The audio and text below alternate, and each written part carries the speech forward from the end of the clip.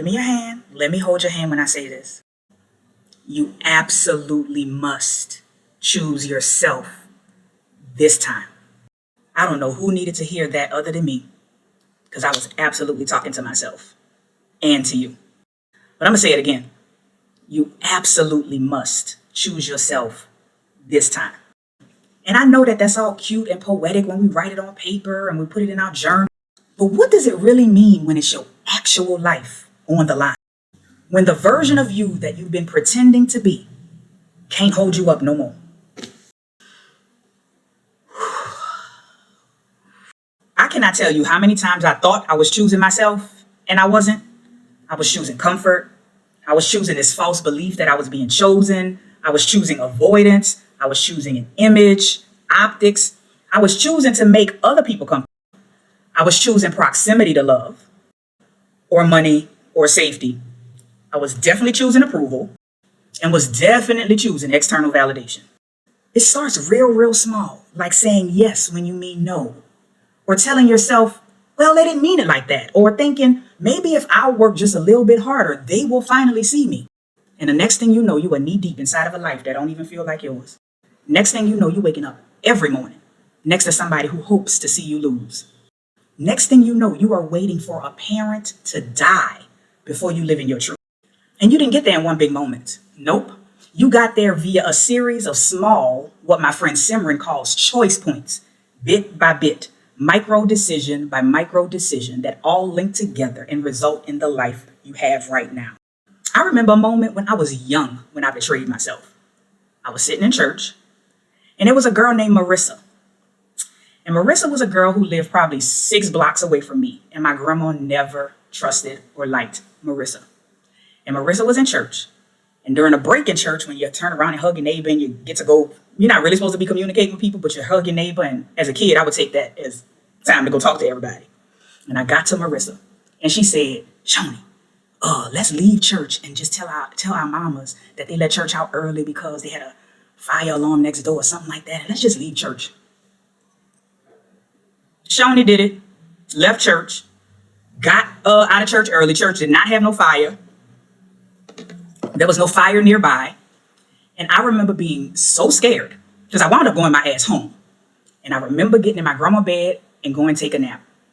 And I remember didn't think forward enough that the people who always walk home from church were going to eventually walk home from church. And my mother and my grandmother were going to see them walking home from church at the appropriate time and be like, well, I thought y'all got out of church early.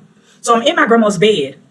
Literally, I remember I'm laying on my right side facing the window in a chiffero. And I hear my mom and my grandma saying, well, I thought y'all got out of church early because y'all only been here for about an hour and a half. And they said, no, we didn't get out of church early.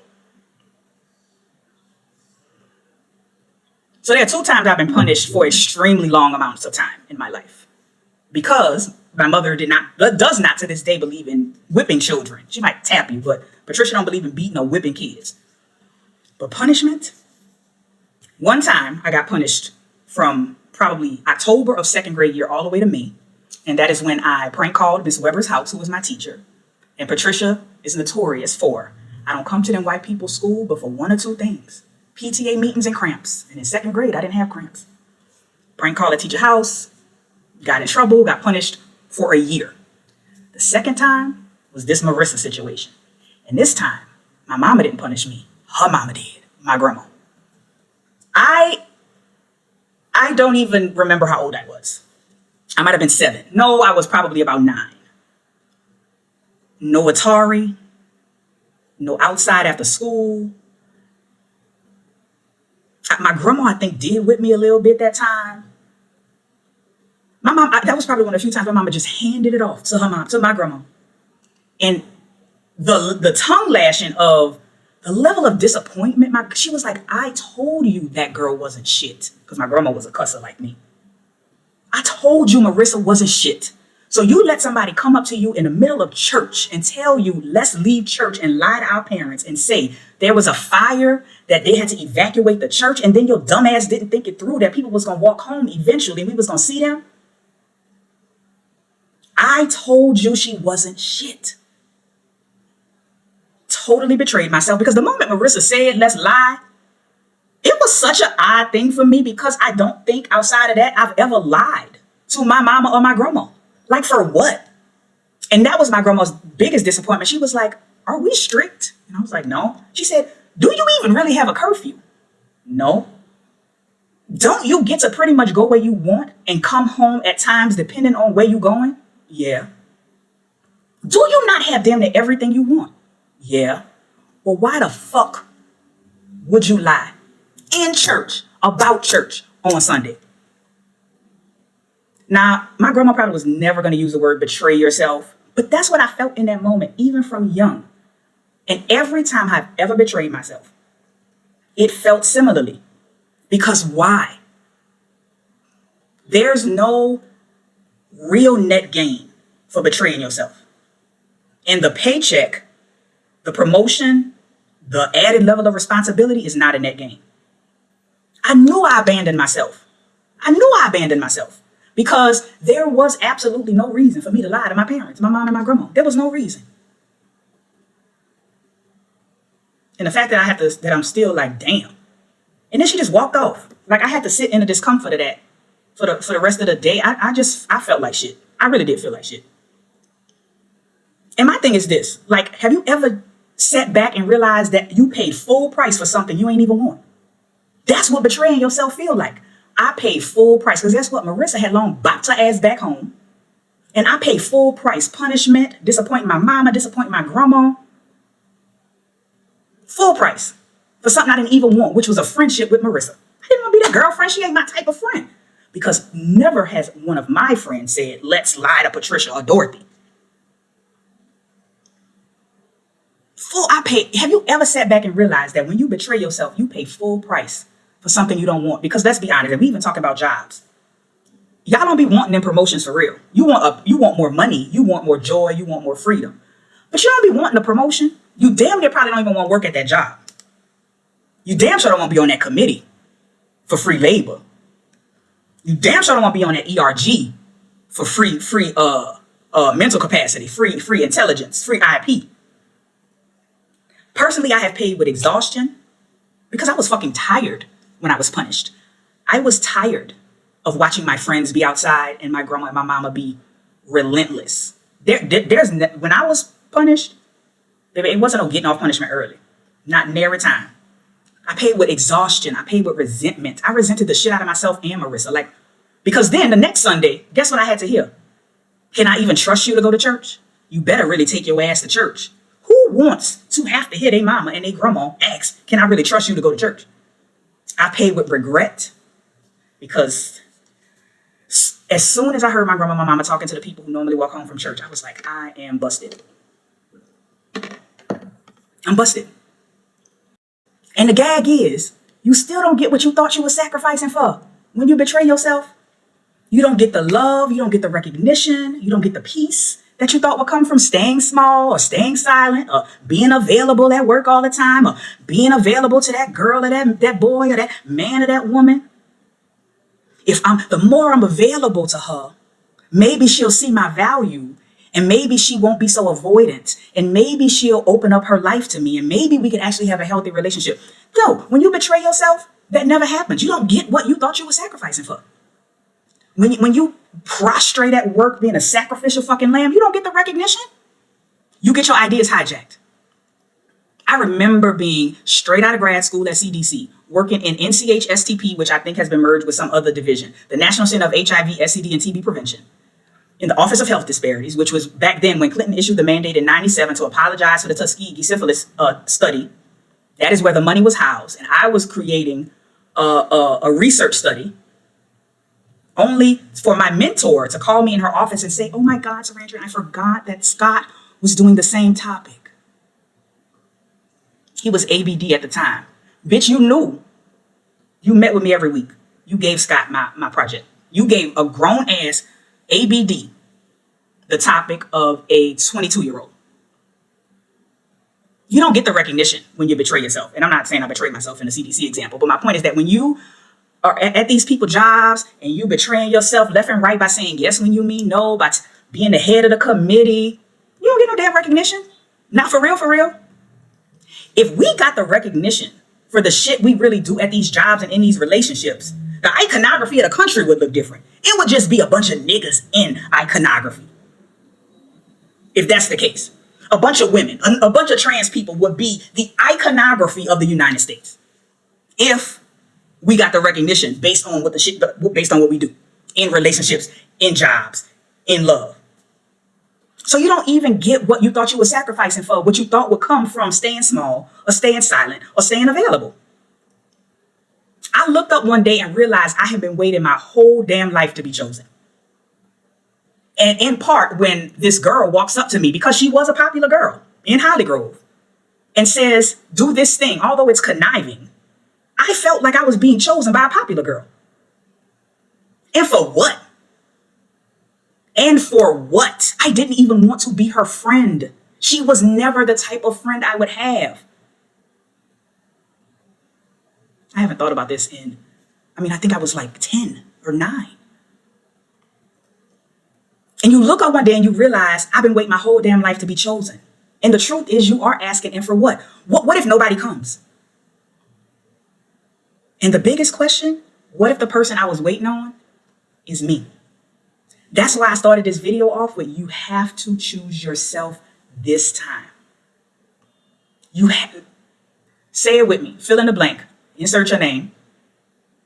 You have to choose yourself this time, because there's been too many other times where you chose somebody or something else.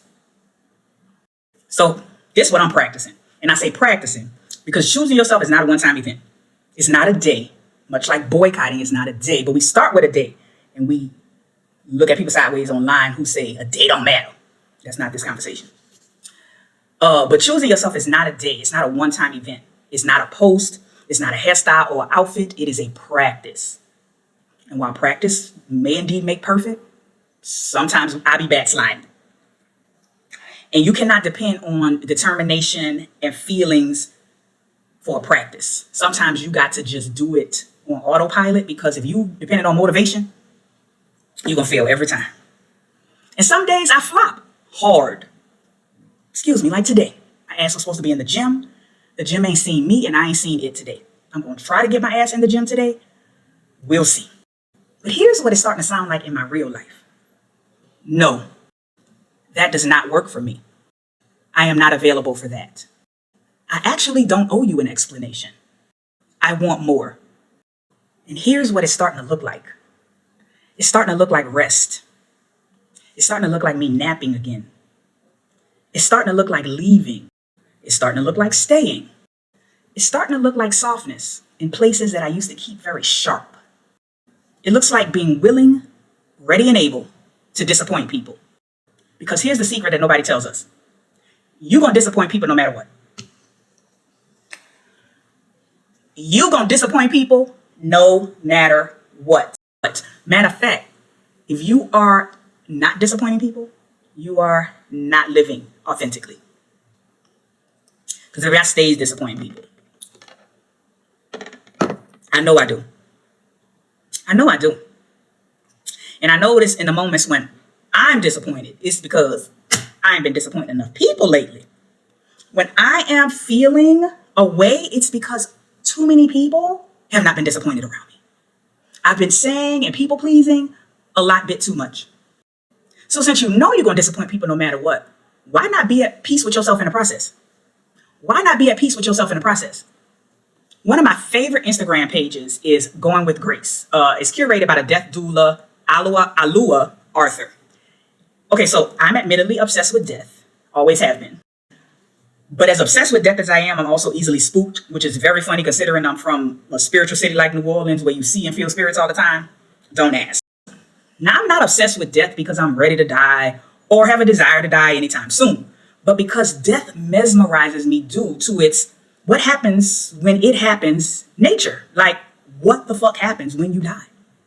And when you really study death, you realize that a lot of what death is at its core is life lessons about life. So Alwa, the death doula, like she even gave this brilliant TED talk called Why Thinking About Death Helps You Live a Better Life. Because thinking about death helps you live a better life.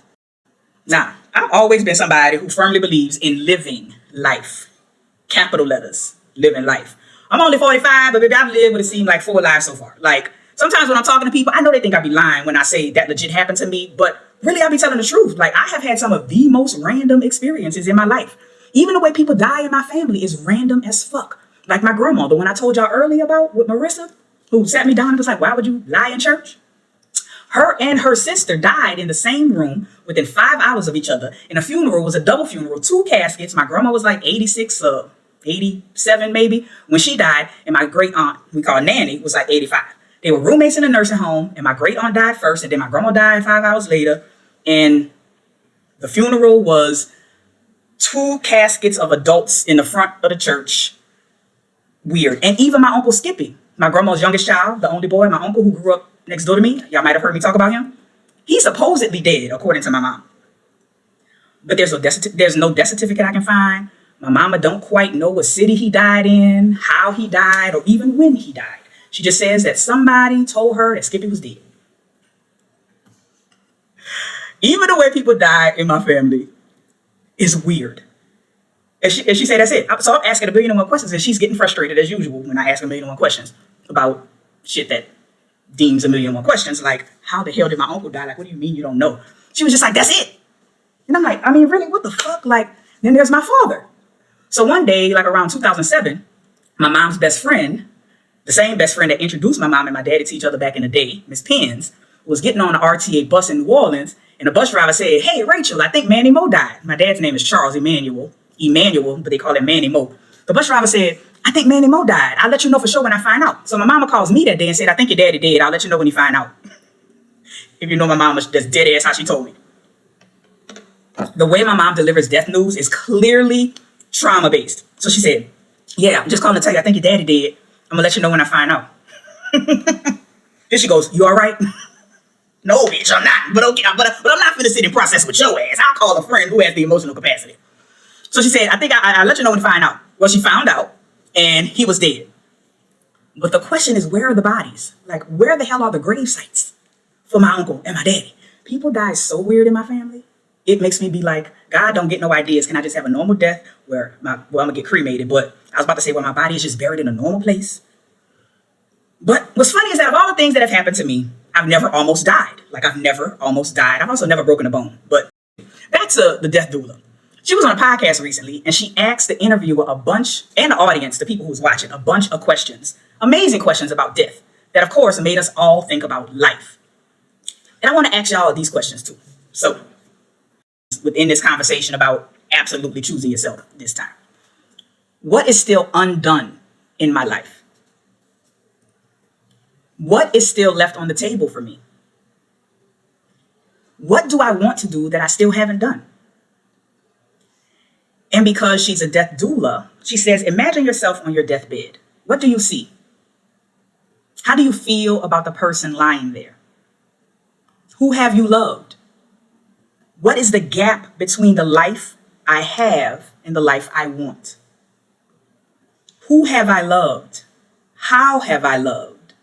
How have I been loved? And have I been loved? Now, this next part of the conversation, I think, sums up why some of us, most of us, all of us, who aren't living fully, aren't doing so. So according to some philosophical and psychological perspectives, the only 2 fundamental emotions are love and fear, with all the other emotions being variations, derivatives, or manifestations of the 2 primary feelings, love and fear. So many of us who aren't choosing ourselves are doing so because of the fear of choosing ourselves. Now, I ain't gonna lie, it is terrifying. What happens if I choose me and it's still not enough? And honestly, I don't always know. But what I do know is that I can't keep abandoning myself to make other people feel comfortable. And what I do know is that you can't keep abandoning yourself to make other people feel comfortable. Now, some of y'all out here might be like, I don't give a fuck about other people. I don't abandon myself. I'm not a people pleaser. I choose myself every day. I don't worry about being too much. Kudos to you. If I had on pants, I'd get up and tap dance. But for those of us who do worry about our impact on other people, if whether they would, what happens if we make these decisions, I can't keep leaving myself behind. 2025 is my rich red year. And so what that means is, so the rich reds are basically when I dream in real life, when I'm sleeping, my dreams are and have always been so much more vibrant and colorful and feeling wise more vibrant than when I'm awake like right now. Sitting here filming this, if I was dreaming, it would just be so much richer. Walking down the street, having sex, orgasms are so much richer. Like I wake up in my dreams sometimes, as sexual dreams, busting nuts that are a million times more powerful. I walk down the street, just spending days with my friends in my dreams is just so much richer. And so I have a saying, and have always had a saying, I dream in rich reds, but I live in pale pinks. In 2025 and forever beyond is my rich red era. Since January 1st, me and God, me and spirit, me and the universe have been on one page, rich reds, that it's no longer just in my dreams. The rich red, vibrant, rich feelings, the strength, the strong feelings, the colorful feelings, the intensity, that needs to come out of my dreams into real life. And so when I say I can't keep leaving me behind, I've done that already. I know exactly what that feels like. What I mean also is that the rich red experiences of my dreams can't just stay in my dreams. It is time for me to have a rich red experience in real life. And I have been very clear on that since January 1st, 2025. And I think the next season of my life deserves a different version of me. Period. 45, pivotal age. A me that's actually on my own side. A me that's actually not an opponent. A me that is actually my own teammate. A me that is actually on my own side.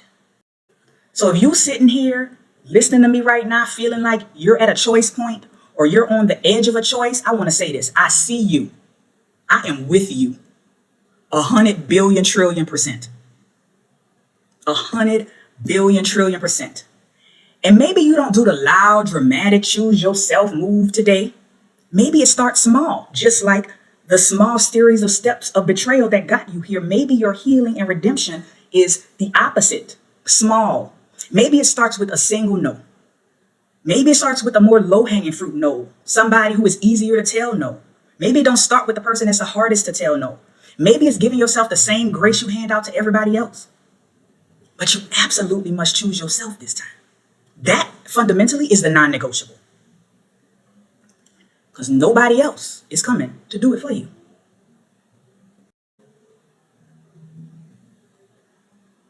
And you're worth that.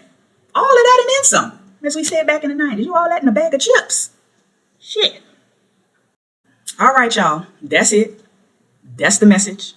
I'm going to see y'all next time. Like, share, subscribe, tell a friend to tell a friend.